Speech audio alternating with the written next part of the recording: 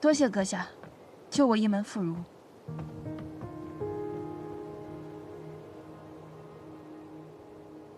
谢你自己吧。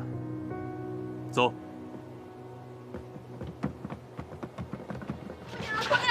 娘，姐姐没事吧？姐姐没事吧？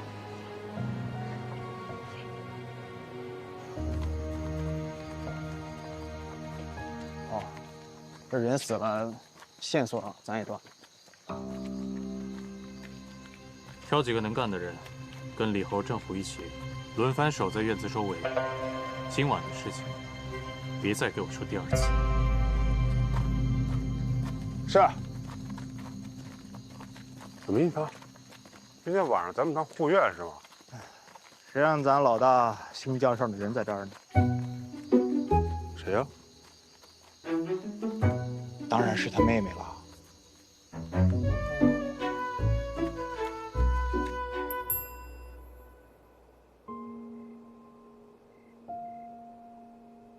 李哥不怕啊，睡一觉，明天就都忘了啊。朵儿，快进去睡觉吧啊！带朵儿去睡觉，孩子们进去睡吧，我们也去睡觉吧，走吧，去吧。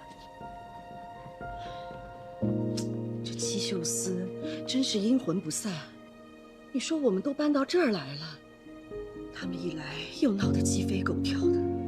这是黄鼠狼专咬病鸭子。咱们倒了霉，谁能想到那些茬子呀，抓强盗，居然抓到咱们家里来？我觉得这个小傻子好像有点没气，他刚住进来就招来了强盗。哎，那要照秦姨娘这么说，是我比较没气。刚刚抓住的是我，不是邵阳。戚秀思拿人肯定施舍隐秘。行了，以后谁也不许提这件事儿。快收拾收拾，都回屋睡吧。我送您回去吧。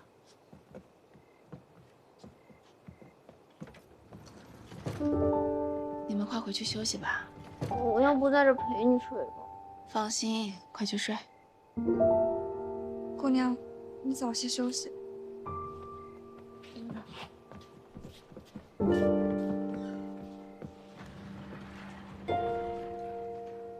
娘，我来了。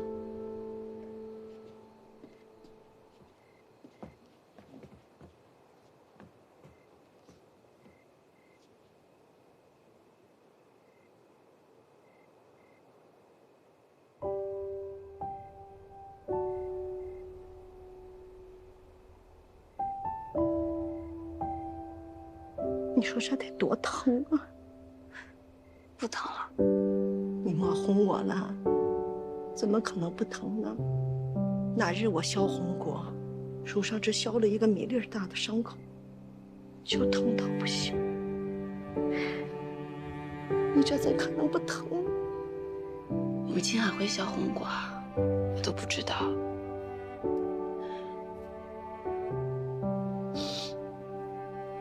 这几日没少干活吧？手都糙了。是啊，是娘对不住你。从前，你爹爹他不喜欢你，老夫人她也不喜欢你，那些婶子们也经常拿你说嘴。可是为娘一次都没有站出来替你说话。当初我懵懵懂懂地将你生下来，可是这些年什么也没有做过，也没有帮过你。你是不是特别怨恨我？娘，既然你说你愿意拿命换我，这世界上无数的人，只有你愿意这么做。有这句话就够了。芷儿，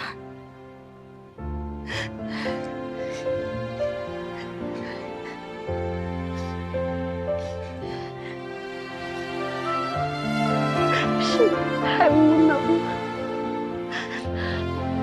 我这么受委屈，都是为娘不好。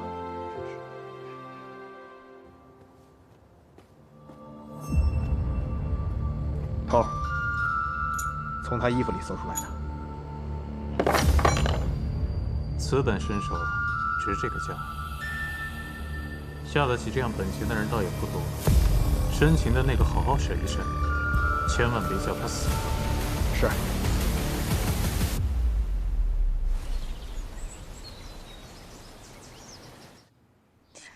疼吗？昨夜做噩梦了，眼泪流了一枕头，是梦到什么那么委屈？怎么了？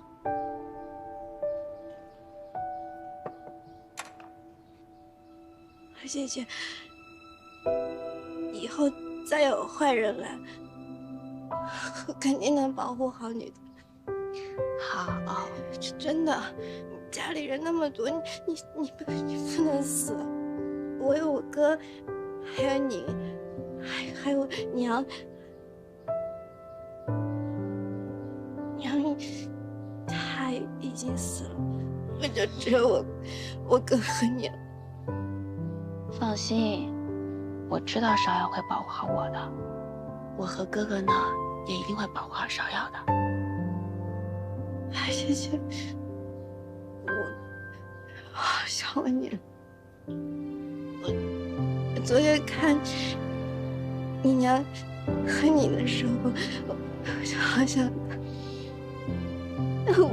我不能跟我哥说，我跟我哥说，他也会难过。那以后芍药想娘娘就跟姐姐说，我不会告诉哥哥的。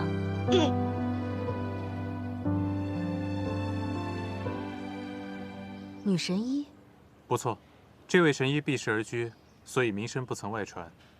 而且他专治这种疑难心疾，我也是求了好久，他才勉强答应让芍药住下调养的。我担心芍药住不惯，就不能让她在家里住吗？是要养生的时候再带去吗？萧姨，芍药这个病呢，最忌讳的就是奔走繁忙。我已经决定了，让她先调养半年试试。好，那你父亲那里，我去解释。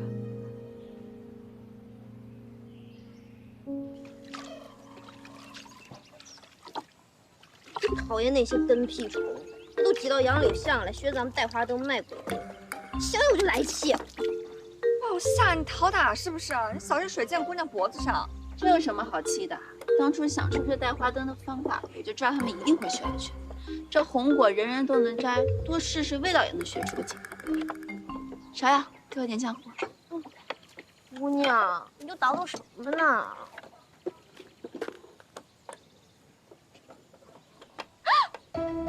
你把连根山海经给撕了！姑娘从前不是说书册最为珍贵稀罕吗？就是。是啊，这可不是谁都能买得起的，我还要再粘回来的。芍药，过来，看看。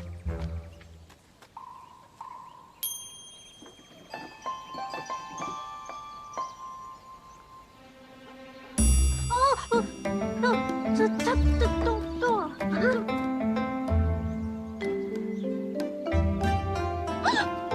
花真动了！哎，让我也瞧瞧。我瞧瞧。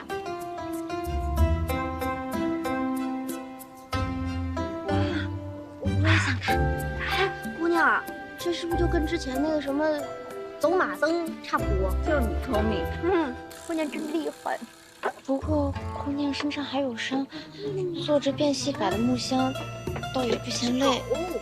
他那是难得乐在其中。自打离开府里，他就再也没有做过这些稀奇古怪的玩意儿。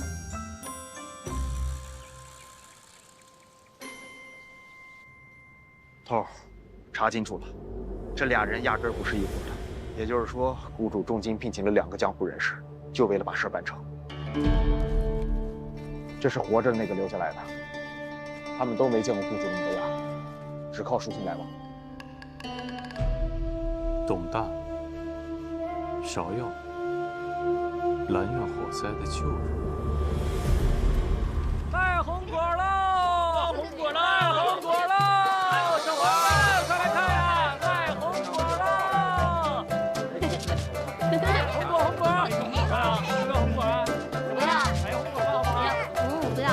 哎，那边有变戏法的，我们一起去看吧。这什么情况？杨柳街也来变戏法了？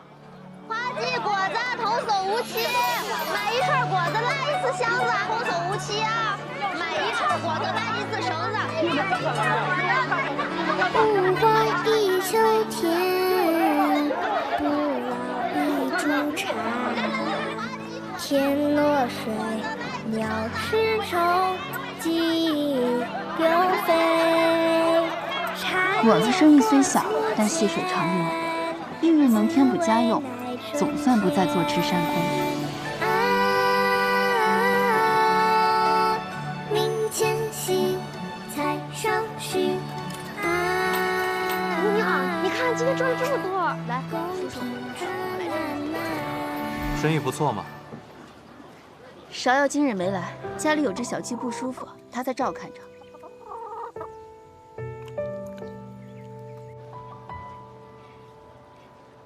我这几日脖子不太舒服，不能见风。要是不会说谎的话，你还是别说了。你脸上的疤我从来没问过你，你也不要问我。那还不是因为芍药？要不是芍药帮我敷药，恐怕也会留疤。这小伤过几日就好了。对了，你那日给我的瑞和楼的点心我带回去了，但是我觉得和福东做的也差不了多少。你说人们怎么愿意花几百钱去瑞和楼买点心呢？脖子都这样了，你还想这些？我又不靠脖子想事情。皇都的有钱人多如牛毛，跟风的也多。不管瑞和楼里卖什么，他们都会买。跟我想到一块儿去了。怎么，杨柳街不够你待了？不进则退啊！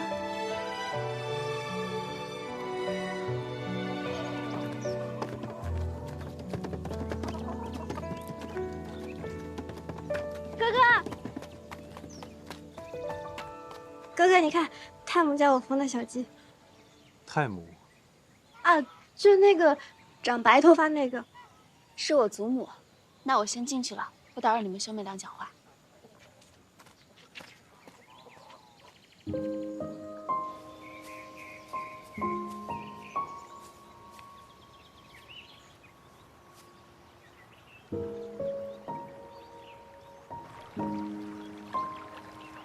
芍药。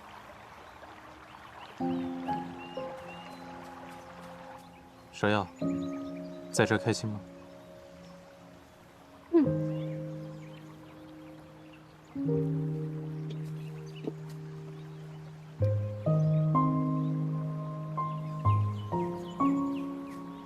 我想让哥哥也这么开心。哥哥，你为什么不过来跟我们一起住？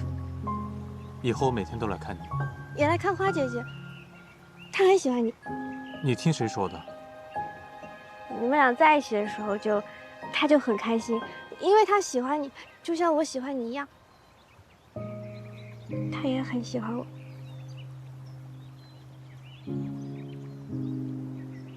芍药，有件事情我想问你。王府里有个叫董大的仆人，你知道吗？他来找我说话的。他跟你说什么？很多很奇怪的。他说我娘死的时候，什么人来什么的。那你怎么跟他说的？我不知道，我很困，然后睡着了，就着火了。他听不出，他问不出他走了。今天我问你的问题，不要告诉任何人，包括你花姐姐。又是这样啊。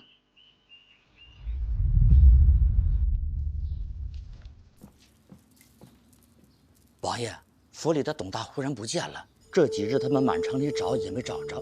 他都一把年纪了，人好像也糊涂了，由他去吧。是王爷。见过世子。您找我？你那些说死啊，偏偏王妃还可以。你到底把芍药弄去哪里了？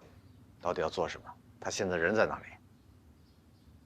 他现在有人陪，也有地方住。这外面还有哪儿能比得上咱们王府呢？可他在那儿比王府开心千百倍。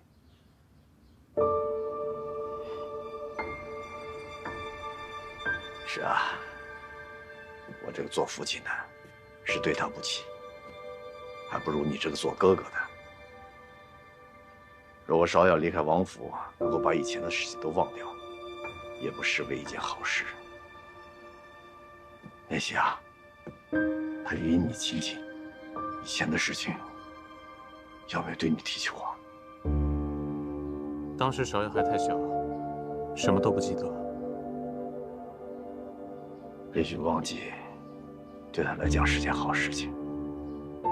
这孩子实在是命运多舛啊！过去的事情无法改变，但今后我会保护好他，不会让人动他分毫的。好孩子，父亲放心，我会照顾好他。这件事情呢，我也会替你瞒着你萧逸的，你也放心。多谢父亲。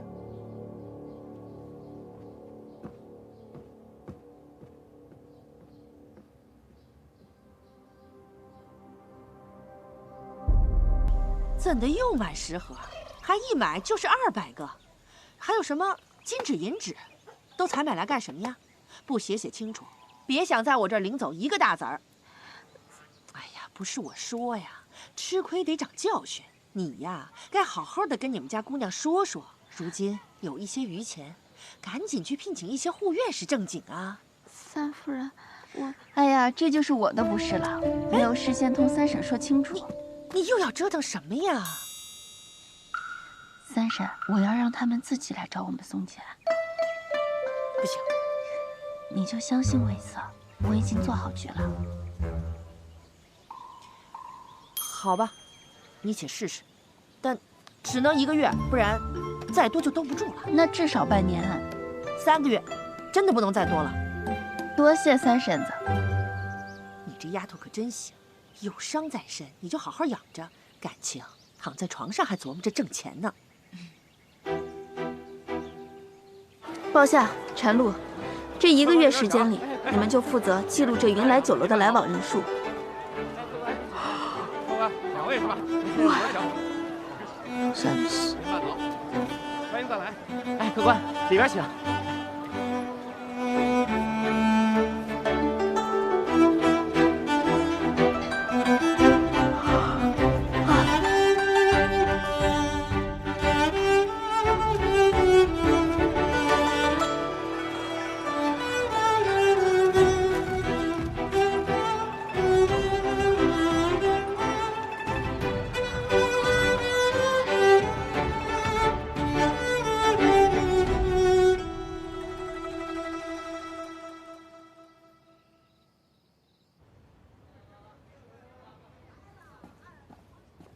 叫大姑娘久等了。白掌柜，不知何日会临？花家新出了几样点心，想请白掌柜品鉴一下。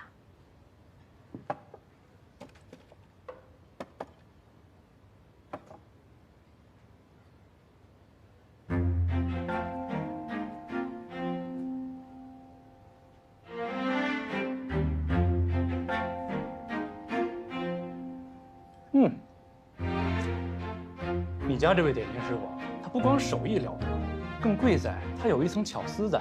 不知何处聘来的高人？我家这位师傅呀，主要贵在用心。先前是明珠蒙尘，不得施展。啊，明人不说暗话，这点心确实不错。可大姑娘若想在我云来酒楼寄卖，恕白某点不了这个头。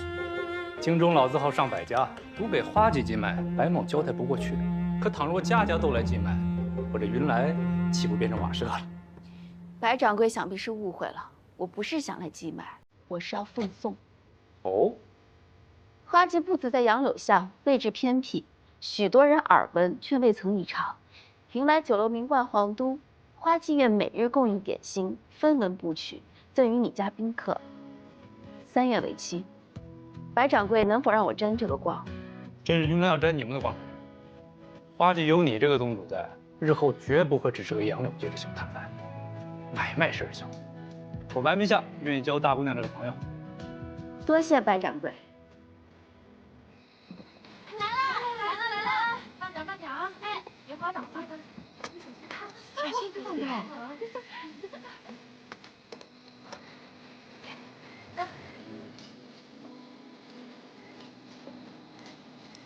小心啊，小心！来，坐下。来，小心。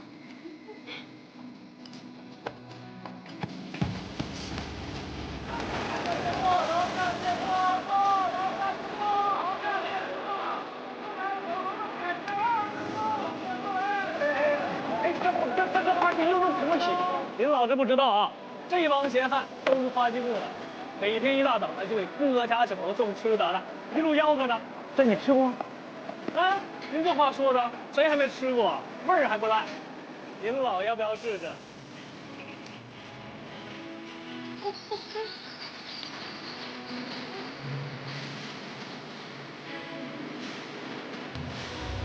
他的只是不回头的走过，而连成散了心河。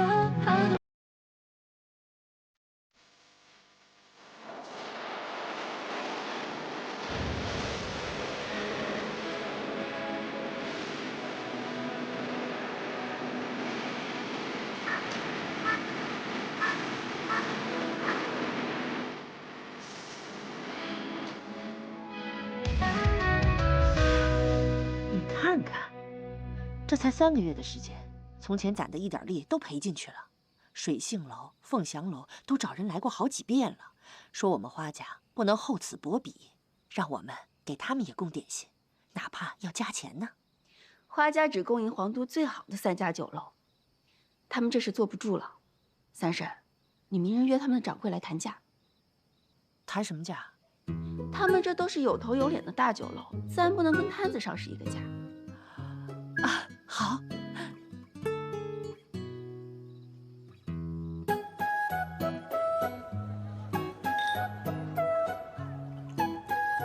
花大姑娘不必开尊口，我也知道你为何而来。哦，3月之期已到，我来说吧，请花季照旧供应点心，云来酒楼照价付款。白掌柜，这供应酒楼可比铺子上价格高，10文一份，你看可行？可以呀。哎，去做水盘吧，5亩金子，就写花季点心，120文一份。哎，这么贵啊！大姑娘，你卖的是点心钱、手艺钱，我呢，卖的是这云来酒楼的牌子钱，能卖多少，是我的本事，也是云来的面子。收教了，这钱啊，云来能挣，花季眼下还当真挣不了。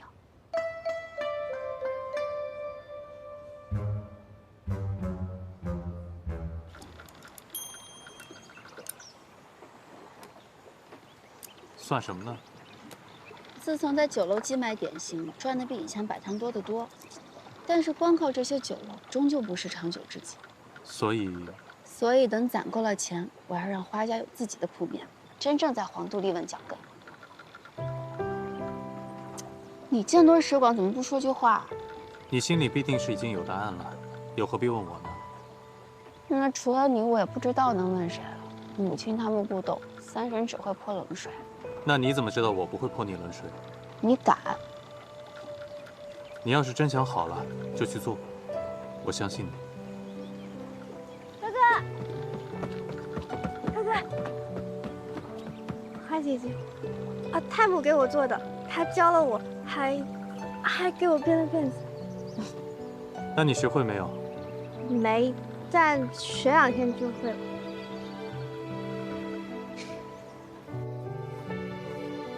老夫人，您瞧瞧，这针线还行吗？比刚进门时候好多了，不过比我还是差一点。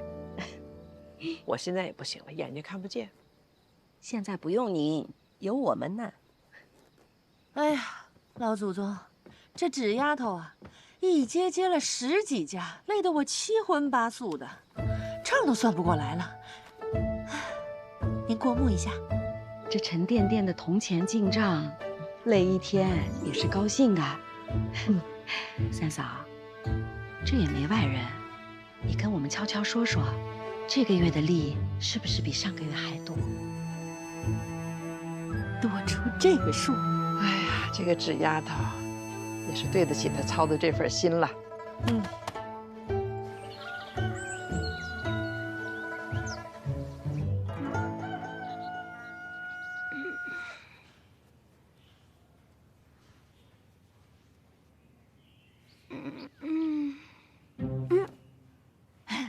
李哥，李哥，该起床洗脸了。快点啊，一会儿还得背书呢。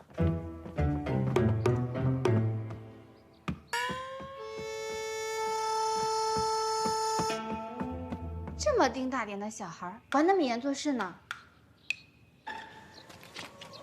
怎么了，林哥？你不想喝鸭汤了？不想，不喝。你不喝我还喝呢，给我。我给你。不是你不喝大家还喝呢。我养的鸭子我凭什么不能喝？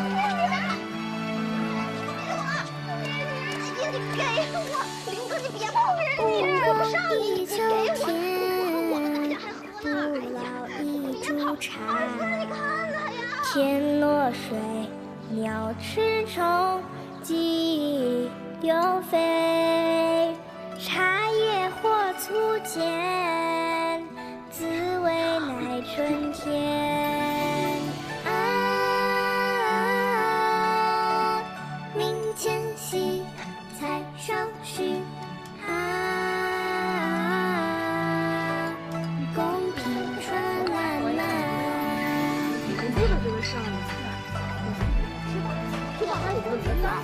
有一件事情刚有了一些眉目，我就不想瞒大家了。啊，纸丫头，有事便说，卖什么关子呀？我们可以搬回城里了。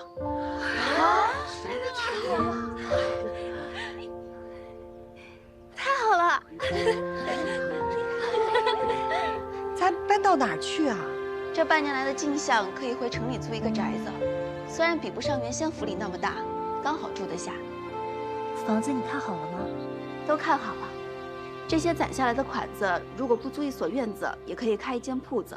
只不过，如果先办一项事情，另一项就要缓个半年左右。我想着这些钱是大家齐心赚来的，少不了大家一起商量。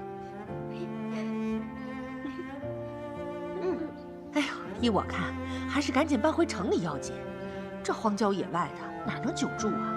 不说别的，就说上一次那个歹人闯进咱们的庄子，哎呦，你说在城里，哪能出这档子事儿啊？是，三嫂说的是对的。现在我想起那件事情，还吓得这心砰砰跳。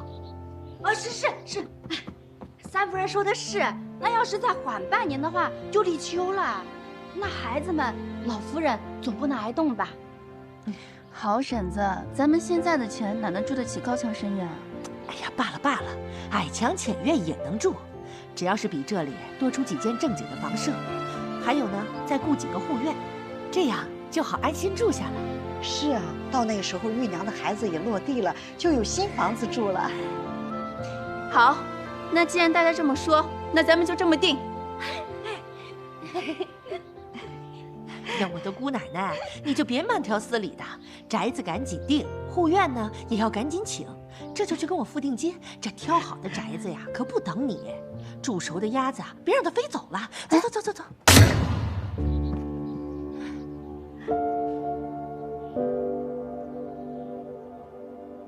把你们给惯的，这七嘴八舌的，我还没说话呢。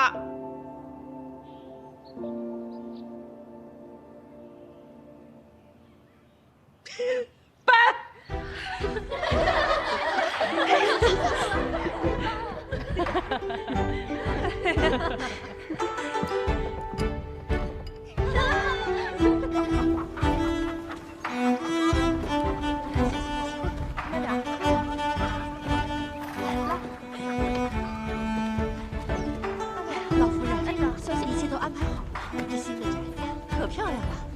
真好，一会儿都煮熟到了，进了城声量都低一些，别吵吵嚷嚷的，免得遭嫉妒。是。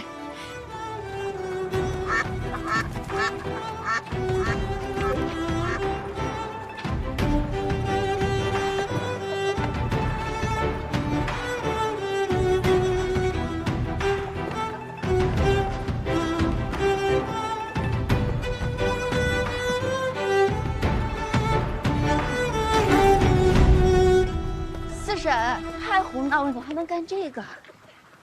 也不能整日躺着嘛。哎，动作都你跟快点啊！三嫂下定前回来了，快。有件事情我得给你赔个不是。怎么了？我顺道去赎那17坛酒，可是那掌柜支支吾吾的说酒被赎走了，我怎么问他也不肯说是谁。总之是我去迟了，辜负了四叔的一片心意。原来就为了几坛酒，跟我说上这片酸话，说是你四叔在，也要拧你嘴呢。左右等他出来了，我就可以还四叔的礼了。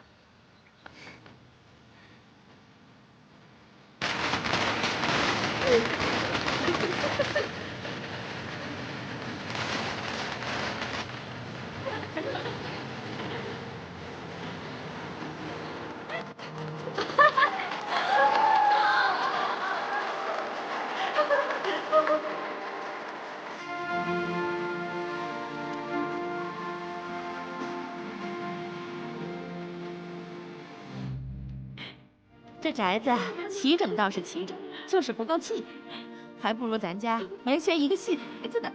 哎，净说胡话，这戏台子哪有这么大啊？是不是？罢了罢了，如今也不计较那么多了。老夫人自然是住东院的正房，那间最大最敞呀。珍贵，去给李哥找一间向阳的屋子。去，陈露，你也赶紧去给芷儿收拾一间房，收拾好了再来收拾我们。娘，我想住个离花园近的地方，可以出来溜达。林姐姐你呢？我想住一个靠水的安静的地儿。那我们去啊。都站住！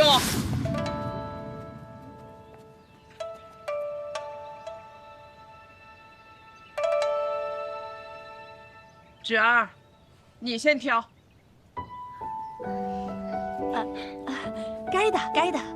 你先挑间屋子，事繁人忙，若住的不舒坦，要睡不好觉的。婶子、妹妹们都挑完了吗？哎呀，纸丫头，你不用管我们，你就敞开了挑。便是住到我们头上，我们也没有半句怨言。三嫂，越说越没正形了。纸丫头，你可要好好的顾惜自己，只有你好了，咱们家才会越来越好。对了，给老钟单拨一间房子，人上了年纪要住的舒坦，这些日子多亏了他了。是。太母，那我呢？我住哪？你呀，在我旁边就选一间就行了，平日里省得你东奔西颠的。没事了，上我房里来陪老太太说会儿话。玉娘呢？啊，再挑一间暖和向阳的房子，让玉娘踏踏实实的住着。多谢老夫人了。唧唧挨挨的住了这么长时间，又忙又累，也没什么可吃的，这可怜劲儿的，一句怨言都没有。如今日子又好了，老夫人还说这些做什么？回想起来，大家挤在一个屋檐下睡了那么久，倒也亲热得很。要是玉儿还想念那样的过法，有什么难的？等明年避暑的时候，再回去紫黄居。到了明年就派辆马车把三嫂一个人给送过去。我看行不行，我才不要去！玉儿去，玉儿去，赶紧收拾吧。走吧，走吧，走了，走了，走了，走。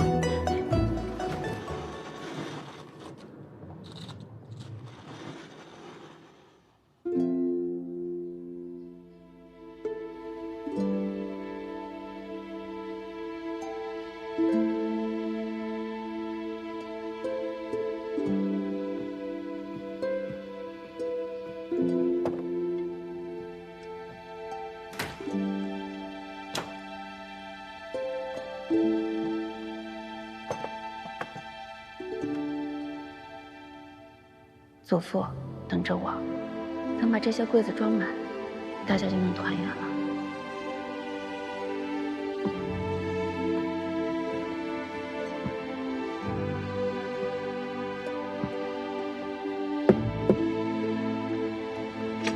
祖母，你怎么没去休息啊？哎呀，睡不下。这年纪大了，想起什么事儿必定马上说，不然就怕忘了。你是不是觉得我们家最苦的日子已经都过去了？人呐，在最绝望的时候，什么恩怨都可以放在一边儿。可一旦吃好了、穿好了、再住好了，七七八八的事儿又翻江出来。所以说，顺水行舟未必比逆水容易。从现在起，才是我们最难的日子。往后，你要更辛苦了。孙女不觉得辛苦啊，以前在宅子里待着，总觉得没有劲、无聊，那是因为日子不是自己在过，身不由己。如今虽然事事操心，事事都要自己管着，我倒觉得每天都很新奇，充满了干劲。事情一件一件做呀，也总能做完的。啊，那这么多事情，你要先做什么呀？我想着现在宅子也搬回来了，不想让柏林部里他们继续去读书。我拜访了最好的私塾，让他们先去试一试。那为什么是这些？这宅子没了可以再买，钱没了也可以再赚，这些都是身外之物。可是画家的家学文脉要传承下去，这些都是钱财买不到的。柏林玻璃他们不能断，我也不能让他们断在我这儿。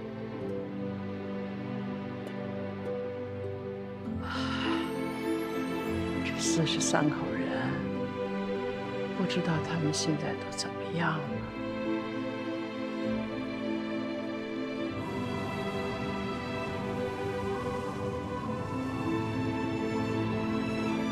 饼子，新出炉的饼子，快看看吧！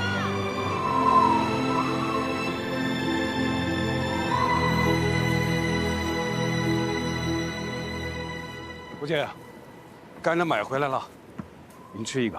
啊，我不饿，你吃吧。福姐，我从来不知您还会这手艺啊！你们这些小子，从来没过过穷日子。我像平阳那么大的时候，白日里去乡学偷听，晚上在家里啊帮做麻绳，做满了一筐，就背去城里卖，卖了钱，买几个热腾腾的饼子回来。那是我认识你母亲之后，有一回，她约我去城外游春，她的手帕里带着2个饼子。我才知道啊，原来有钱人吃的饼，里面夹着羊肉的。他看着我那个傻样子，笑了好久好久。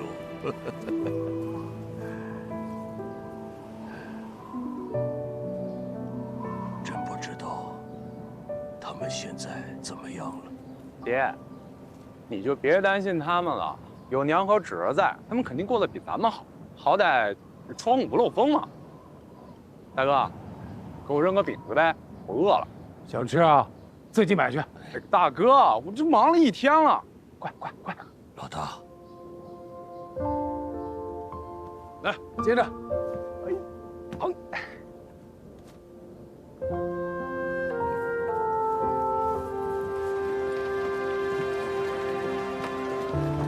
慢着点啊！大哥，对呀，知道吗？这。好一个花家呀，这么快就回来了。这一屋子娘们儿手多着白花花的银子，他能守得住？我看也难。滚点！这是你交出的地方吗？滚！快滚！滚！解开！快点！赶紧的，周师傅，周师傅，慢着你们啊！赶紧走！你是说从前那个护院李贵？我记得抄检的那日他就跑路了。是他，他看咱们搬回城里，自己又跑回来了。小的对不住姑娘啊，对不住花家。当日我是想回来的，看在府上已经被封了，我不知道您和夫人都去哪儿了。累人还病在床上，小女儿还小，我唯一的儿子还在乡下侍奉老父，我实在是，哎呀，实在是。快起来吧。哎呦，这趋利避害是人之常情，我明白。姑娘真是宽宏大量啊！小人是个粗人，有话直说。姑娘，你千万别动气。这皇都城啊，并非是个太平的地方啊。你能在短短的10日攒下这花团锦簇的家业，谁人不知，谁人不晓啊？这乡里乡邻的都看着呢。